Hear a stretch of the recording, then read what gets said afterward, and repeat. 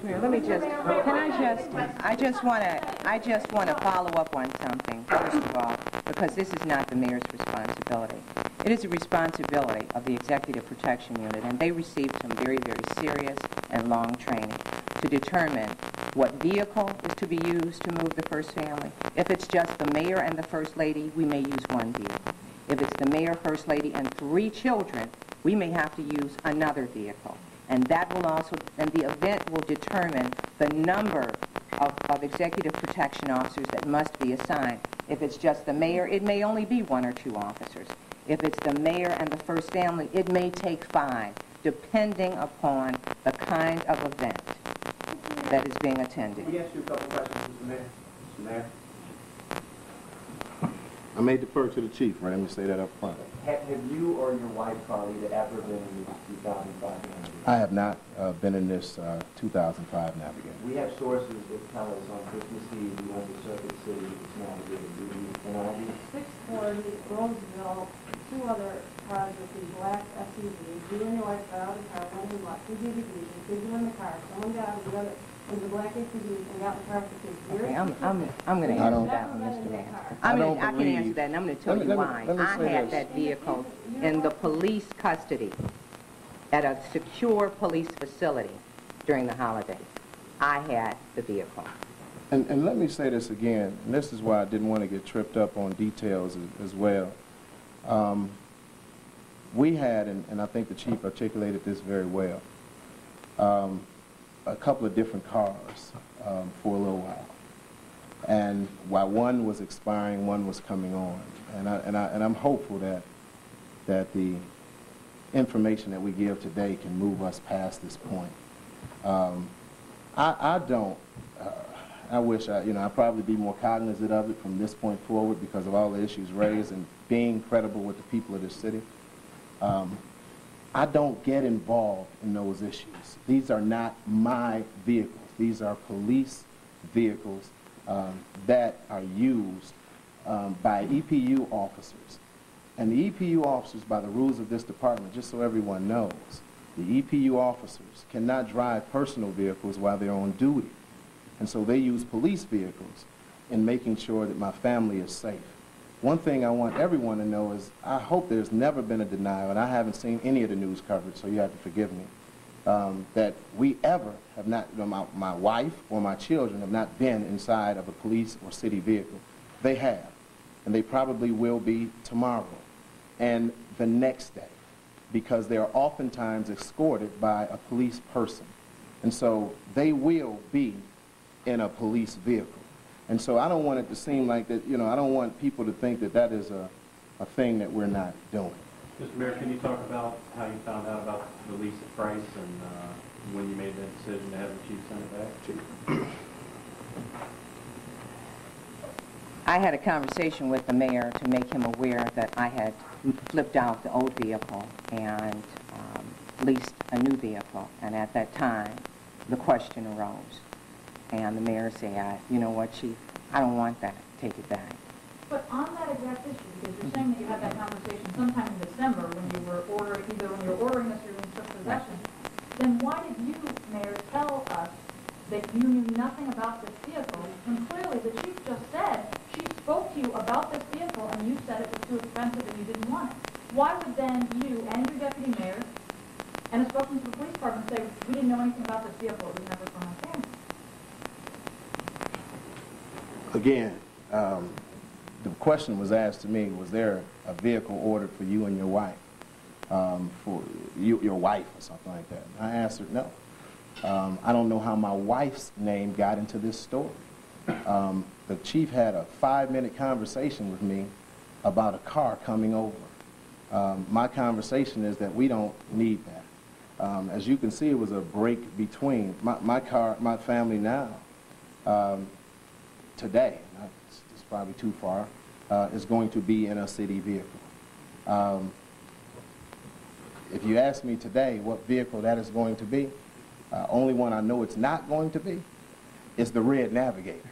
And so if we get on channel 4 or 7 right now, and as I said, as the process moves forward, and I hope some candor and some levity is all right in this situation.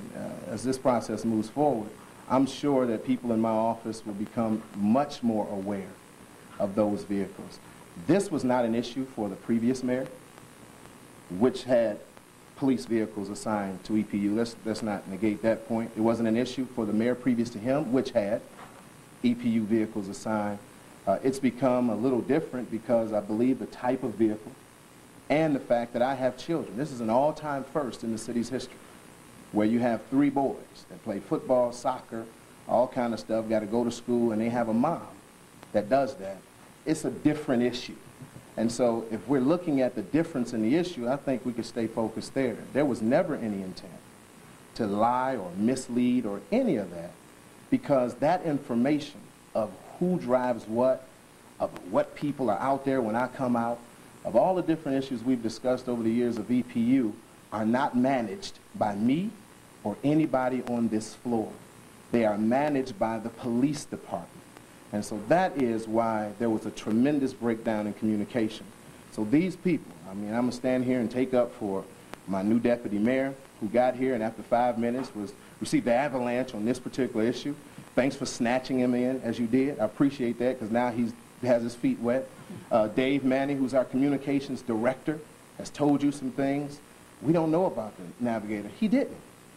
A 5-minute conversation with the chief, I didn't come back out of that 5-minute conversation, and it was at night on my way to Washington, D.C., you know, that you know, this kind of stuff, and then we come back, and then we go back, come back and go. I didn't come back to the office, people, and I'm sorry I didn't do this. It will never happen again. And discuss it with everyone in the office so we can make sure the 5-minute issue gets completely covered so we can deal with it as aggressively as we should. And that's why I'm saying from this point forward, every Monday, I'll be there. We've scheduled it out for 6 months. Every Monday, everyone can sit down and we can talk about all the issues that we need to talk about. And so we can put this out for the people of the city of Detroit in a manner that it should. Mr. Mayor, just quickly, I don't think the story is really about a navigator and driving the family around. You have a big family that needs to be driven around for security. I think the story originally was about image. Should the city spend that much money on a car, or could you get used? And secondly, it's about truth telling. Yes. And are there half-truths here? Is it complete miscommunications? You've already told us it wasn't lies. Because as a reporter, I get the feeling there were some half-truths. Kevin, let me answer one of your questions, okay? This first family is comprised of 5 people. Would you have me purchase or lease 2 vehicles, which would cost much more than this 1 vehicle to move an entire first family? I could have gotten and leased 2 Crown Vics or 2 anything, any kind of cars. I would not be able to put the first family in a car. So from the police perspective, it was better to have a vehicle in which we could move the entire family at one time. I'm saying that it would cost more money to have 2 vehicles moving the first family at one time versus 1 SUV. You know what, let me just take you back to the paper, okay? Because the focus has been, and you're absolutely right. I authorized, yes it does. Yes. Can I answer? Can I answer the question, Ray? Ray. Okay, why don't you come up here? Because I'm trying to answer questions. All right? I authorized this vehicle to be purchased in November. In November. Okay? In November of '04, before I was even made aware of. Now, was I aware that we're facing budget challenges? Yes. But I am the police chief, all right? I authorized a new vehicle lease in November of '04. It would cost me much more to have 2 vehicles moving the first family, plus I would have to assign more officers. I'm not standing here saying, in retrospect, that it was the best decision in the world. It was one that was made in '02, and as chief, I authorized the renewal of the lease. Chief, I presume that you have found a solution that does not involve ferreting the family around carrying the family around in two vehicles. We have several, the police department has many, many vehicles, and we're going to use whatever vehicles we feel necessary to safely and securely move the first family. But do you think you can find something that is between having to get two vehicles or having to get a vehicle at this cost? Can you get a vehicle at that cost now that you know the budget situation? We're not leasing another vehicle. We're going to use vehicles that we currently have in our inventory to move the first family safely and securely. And I need to say that, and because I think it was a little editorial there about if there was no deficit, there would be no vehicle. When the chief ordered the vehicle, and part of the things that I've been asking directors to do, and I came before the people of the city and said in December of this year, we took nearly the entire month to do a major overview of all of our operations because we knew that the 40-year situation headed at us was worse than anyone could expect. And one of the major things in that was looking at our vehicle operations, which led me, when I heard about this, to say, well, I don't want this, you know.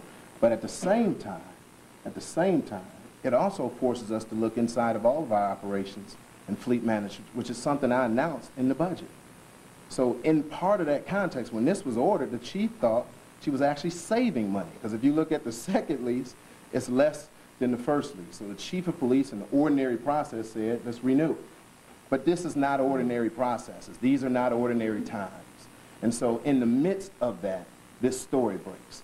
But this point forward, what the chief is saying and being real responsible and looking at the operation and looking at the vehicles that are already there, we're going to have to trim. And she's been trimming that since we've been in office. There were far more vehicles in the police department, in the rec department, in the PLD department, in the water department, and all these departments than when we came in. That's been a major source of recapturing some of the dollars that we have. And if that's what this is about, on how we spent $24,000, then I think the question is how do we never be here again? And what I can assure you as mayor, and like I said, from this point forward, we know how big this can become and how we have to manage every dollar and make sure that we make sense, C-E-N-T-S, out of decisions that we're making, that we would do that from this point forward. This was a huge wake-up call. And as I said, there were some screw-ups on communications and process inside. I'll take the lump for that. But there also were some very aggressive mistakes made outside that could have put, you know, police officer safety, police operations in jeopardy, and that, I say, is all of our collective fault. And so that's why from the day forward, we want to make sure that we come and present in front of you all the things that we need to do. Mayor, at a time when the city is facing a staggering budget deficit and hundreds of people are losing their jobs, we have a lease with an absurd term, 1 year, 24, 9 2 years, 24. Well, not according to this. Let me continue. We have you calling on your bodyguard to put his hands on a reporter, and we have missing public documents. And what strikes me, the only thing that has outraged you are the questioning tactics of a reporter in journalism. Where is the outrage? Oh, no, Ray.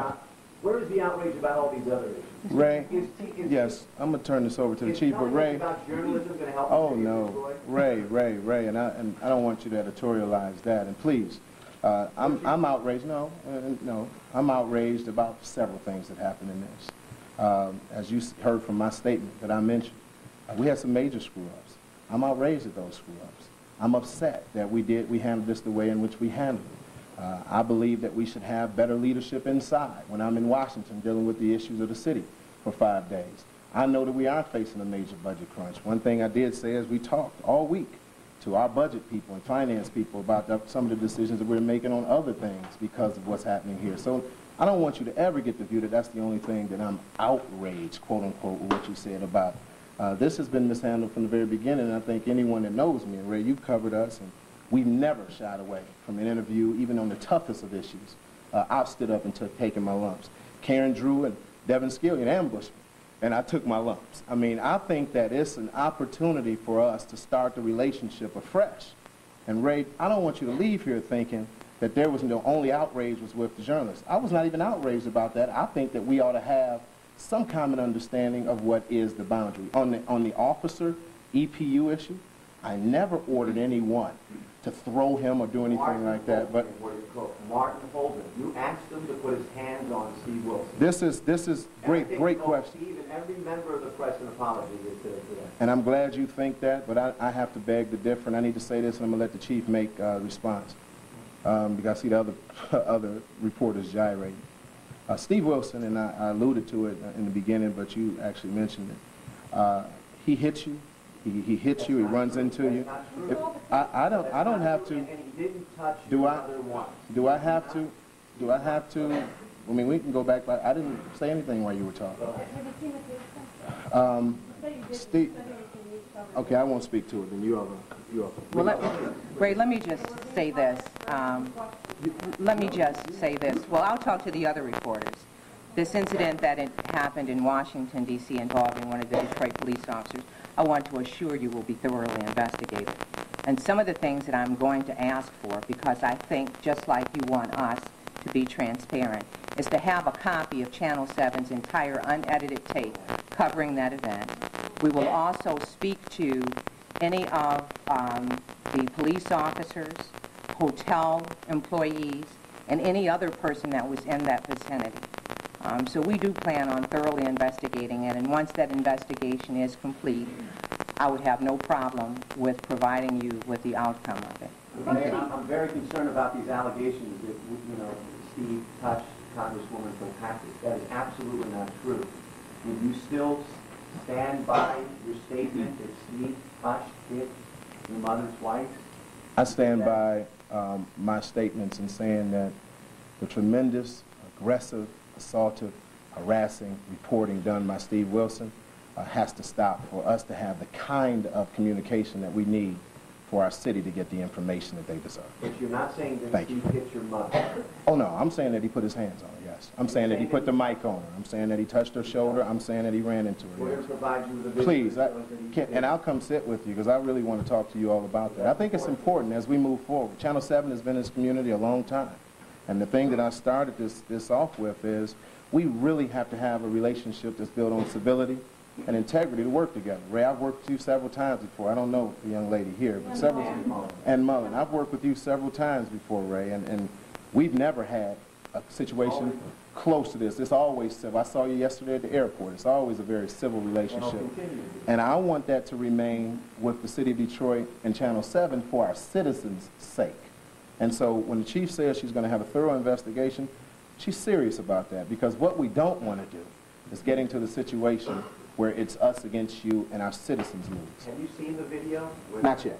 Mr. Mayor, going forward here, this Navigator issue, the stories that are in the Washington newspapers about night clubbing, the other issues that have plagued your administration for the last several months, do you feel that you can be an effective leader for the city of Detroit? Oh, absolutely. Absolutely. I think that the citizens of the city of Detroit understand what a lot of the things that are out there are about. I mean, unfortunately,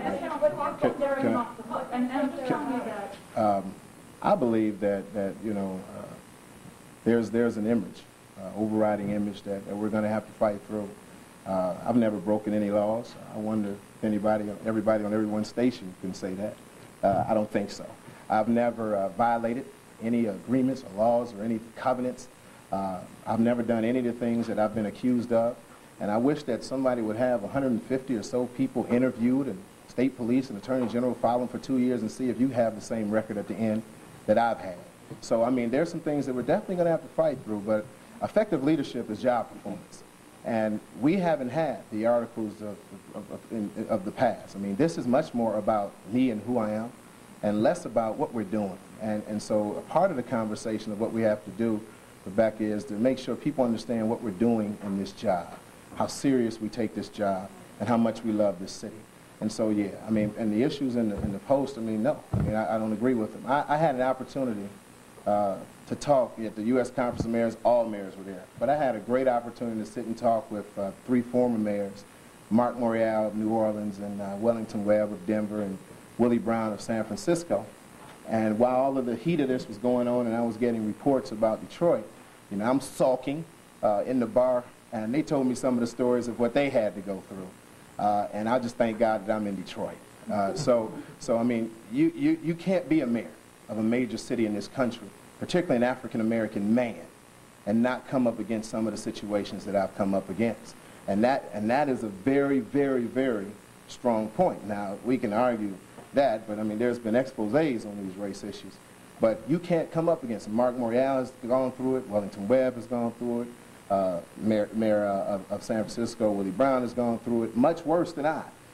And I see that we just have to continue to fight and show the people of the city of Detroit who we are, and that we understand whose we are in this position as well. Mr. Mayor, did you receive a motorcade when you landed in D.C. this week? Did I receive a motorcade? Any part of a motorcade? No, I wasn't. And what's your reaction to the abuse of power in terms of using police personnel to go, quote, nightclubbing in D.C.? Yeah, it's just not true. It's unfortunate that that information It's not true that stated. you used the police personnel, or it's not true that you were nightclubbing? Neither. It's not true that, well, it's not true that I go night clubbing. I don't do that here or anywhere. But I think the second point to that is, you know, D.C. police have been very, very good at giving us escorts, providing us support and information when we're in D.C. We return the favor to Mayor Anthony Williams when he's here. I left the inaugurals, different balls, and I don't know if that's clubbing, but the president was sworn in. I went to about 4 or 5 different balls, shook hands, talked, and D.C. police were with me in the entire night. Every time I go, D.C. police is there, and it's the same for Anthony Williams, the mayor of D.C., when he comes here.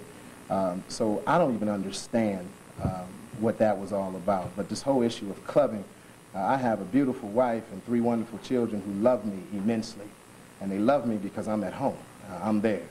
They know I'm dad, and they know I'm there. And so I think that there's a particular issue of why it gets life. I must be handsome because it takes off and gets life. But I think the other issue is that when you're a young African-American man with an earring in your ear, it's kind of hard for people to believe you're a good dad and husband. And that's an issue in this community that we're going to have to deal with. We're going to ask Detroiters to deal with it as well. Mr. Mayor, 2 police supervisors from D.C. on the record in the Free Press with their names attached to these anecdotes described incidents in D.C. that they say happened in 2002 that they say led them to no longer require their people to escort you after hours. Now, they agree that they do official assistance to your security team when you're in D.C. on business. Are you saying that that's not true, or can you describe what they might be up to if that's the case? I can't describe that at all. What they're up to, all I can say is just absolutely not true. We've never had a problem with D.C. police, and I've never had a problem in my entire life. Unfortunately, I should have got it out of my system with clubbing. That's not something that I do. You know, and it's unfortunate that that's the image that continues to be out there, but I don't think that you do what we've been able to do here in the short period of time that we've been here by clubbing. So it's just not true. You've never been to Dream nightclub? Oh, yes, I have. Okay. Yes, I have. That is the incident that was described by the police supervisors inaccurate? It's absolutely 100% inaccurate. What the evening in question, none of those things happened. And then I don't understand why they would say that. Mayor, can we talk about the open lines of communication? I know that Yes. there's been a lot of communication breakdown this week. How can we assure the residents that this won't happen again? I'm glad you asked that question because that's why I'm here. I'm here so Jim can ask his questions, and Karen and you and everyone, and so we don't have to have the issues of that there's not transparency here, that we don't want to come and confront the issues that we need to confront. I think one major start is the weekly briefings with myself, the time for people to have this roundtable forum to come in and talk about the issues that are prevailing or whatever is coming up. I think also we're going to have the follow-up meetings with our press staff so they can follow up on any information organizing around these briefings. And then we're also going to continue to, well, start. We had it before. We're going to start back communicating with our newsletter and our neighborhood association newspapers so everyone gets the information on tap. The other thing that we're doing, and speaks to your question as well, is about effective leadership. is we're going to spend a lot more money on postage that is not taxpayer expended, mailing to people about what we do here. I think in order for us to have the kind of communications where neighbors and citizens understand what's really happening and they don't get everything from channels 2, 4, and 7, it's imperative that we send out information as well. So those are the things that we're talking about doing and improving communication between us and our citizens, because I think that there has been a void there, and I want to step that up. Speaking of that communication, those brochures that were sent out recently, how many were sent out and at what cost to taxpayers? Christine Beatty and Dave Manny will get that information for you this week.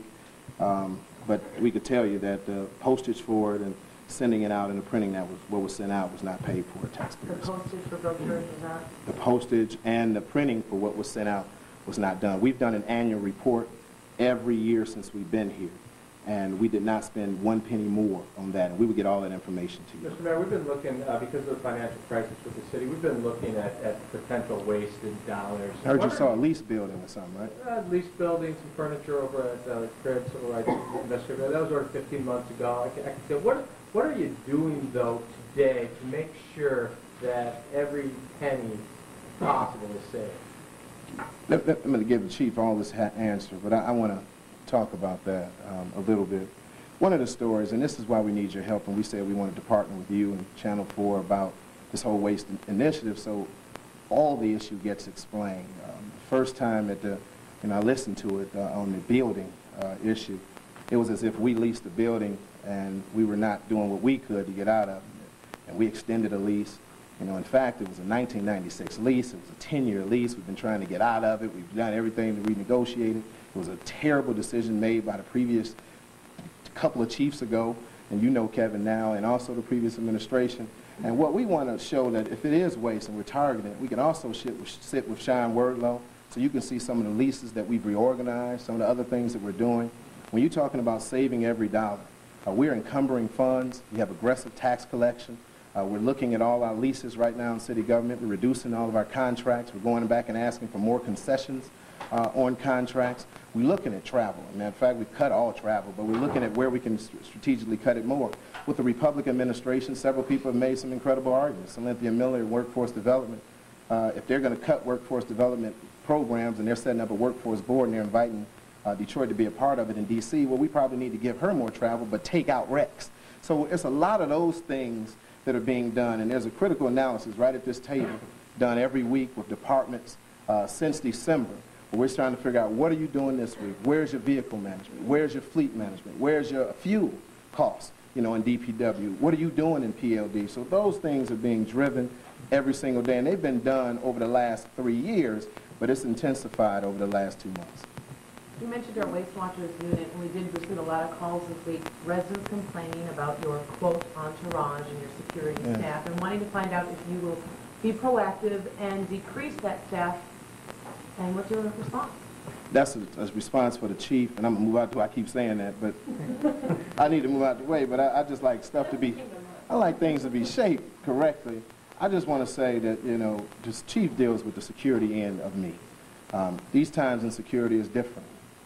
We have a different animal altogether in being a mayor, a wife, and 3 small children, but it's also a different era. And I've said this to the media before. It's nothing like doing a speech or doing a press conference in your office and someone walks in and said that your children are at Belle Isle Park and they're about to kill them. That's a different experience, and I think everyone here has experienced. And they always say, don't tell them these things, but that's a different experience. So so you get that call, and a guy says, I'm at a phone, and they target, and he's at a phone booth on Jefferson and the Boulevard, and you know your kids are over at the Playscape at Belle Isle. It drives you crazy. So those security decisions are being made by the chief, but what I can say is we have less security and EPU personnel than the previous Mayor Archer and the previous Mayor Coleman A. Young. Now, there's been 20 million stories about my EPU, but that has never really correctly been acknowledged. So the chief can talk about the security. What is the status of your bodyguard, Mr. Michael Martin, speaking of EPU? Status of the mayor's bodyguard, Michael Martin. Still a member of the Detroit Police Department, Ray. Is he assigned to the mayor? He is assigned to the Executive Protection Unit still today. Specifically, Executive. when he was assigned, wasn't he solely assigned Okay, to the mayor's He, wife? no, he was assigned to the Executive Protection Unit, and one of his specific responsibilities was the First Lady and family. Yes. And to answer your questions, let me go back to a couple. And I don't have the documents in front of me, so if I round off these dollars, it's not an attempt to mislead. And I'm going to correct my boss because he did say a 10-year lease. Oh. It was a 20-year lease. Oh, I'm sorry. It was entered into, and I'm just going from memory, in about 1986, and it does not expire until 2006, and that's 2310 Park. It was a joint lease, which means that we had in one lease agreement 2310 Park and 2110 Park. 2110 Park is completely utilized by the police department. Under a previous administration, a decision was made to move out of 2310 Park and enter into another lease for 5 years, knowing that we were bound by the lease at 2310 Park until '06. So under a prior administration, a lease was entered into to move the training academy out of 2310 Park into another facility and bind us for 5 years. Now, the current location where the academy is, that lease expires at the end of this year. We did attempt through management services to speak with Forbes Management because that is who our lease is through, and they told us no, they would not let us out. And let me just add another piece to this. Under the prior administration, there was a memo submitted indicating that it would cost between $130,000 and $168,000 to do repairs and renovations at 2310 Park. Instead of spending, let's just say max of $168,000, a one-time hit to repair 2310 Park, an unwise decision was made to move that entity out, enter into another 5-year lease, and leave us locked until '06. This issue with furniture, and I'm not sure what was, because I have not watched the news coverage, but I was told that it was reported that about $180,000 was spent for the Civil Rights Integrity Bureau furniture. Well, I want you to know in the very beginning, it was about $100,000 more than that. We received a bill of about $100,000 more. But one of the things that the Management Services Bureau is doing is they reconcile now all of the invoices that we have to ensure that there is not duplication of being charged. And we found some duplications. We returned some furniture. So the end result was, yes, about $180,000. Now, we created a new bureau to assist us with the consent decree. We took 25 people, 25 sworn and 12 civilians, and they had nothing. They didn't even have a home. So we put them in 2110 Park, and we furnished that outfit. So if you add 25 plus 12 and divide that by $180,000, I don't think the money per person for furniture in order to effectively do their jobs is a lot of money. I'm sorry, while we were on that, just briefly, is there no use for, we're paying $15,000 a month over at the unused building. Is there nothing else we can do with that building other than storage and the training that is being done with that? And with the furniture, do you have to have leather chairs? Do you have to have big wood chair desks? Do you have, maybe you do, I don't know. No. But that's up to you. I was trying to figure out the crisis we're in there now. Kevin, this furniture was ordered in 2003, in the summer of 2003. Okay? And as far as I know, there's one leather chair. And I don't know if it's real cherry wood furniture, but it's only in one office, and that's the commanding officer's office. I think if you look at all of the other furniture, it's the kind with the tongue and groove where you have, I mean, it's not an office where you just have desks and a divider so that there's some privacy from one employee to the next. So Is that it, everyone? Your reaction to the fact that Ms. Kilpatrick's staff had still been receiving... And there you have it, Mayor Kwame Kilpatrick answering some pretty tough questions along with Police Chief Bully-Cummings. One of the things that we were concerned about, of course, is why we were told that this 2005 Lincoln Navigator was going to be used for police undercover work when indeed, as you just heard, It was never intended for that. It was always supposed to be for the first family. One question that was not answered here is what will happen to the vehicle now. We do have the problem solvers on the case. In fact, problem solver Carrie Birmingham is there on this story, and we'll bring you much more coming up later today on Fox 2 News at 6, and we will see you then. I'm Charles Pugh reporting. Now back to your regularly scheduled program. This has been a Fox 2 News special